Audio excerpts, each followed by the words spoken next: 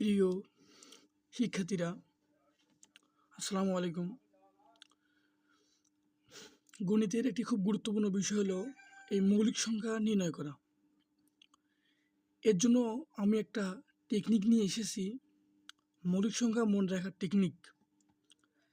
4422, 3223, 21 এটা একটা মোবাইল নাম্বারের মতো আমাদের মুখস্থ রাখতে হবে। অর্থাৎ 4422,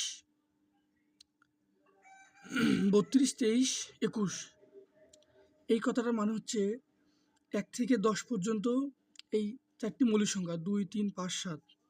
আবার 11 থেকে 20 পর্যন্ত চারটি মৌলিক সংখ্যা 11, 13, 17, 19।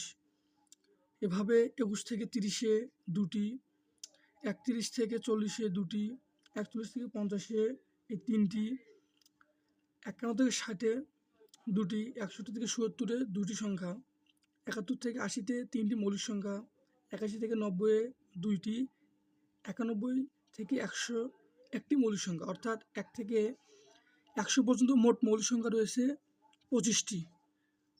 ভিডিওটি ভালো লাগলে লাইক, ফলো এবং শেয়ার করেন। ধন্যবাদ সবাইকে।